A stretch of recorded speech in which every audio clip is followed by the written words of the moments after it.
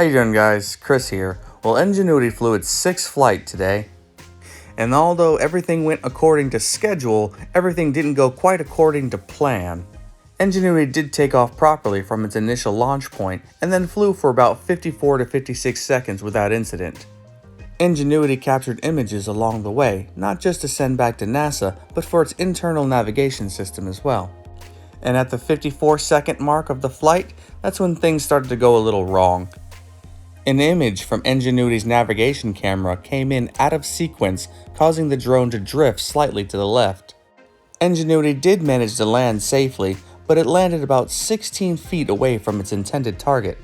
So Ingenuity managed to fly for another 98 seconds with that glitch in the imaging system, which also forced the motors and battery to work a little bit harder and be pushed a little bit further than originally intended. Luckily, Ingenuity pulled out of this ordeal unscathed and will be able to fly another mission. At this point of the mission, Ingenuity is out of visual range from the Perseverance rover, so future flight footage will come from the Ingenuity drone itself.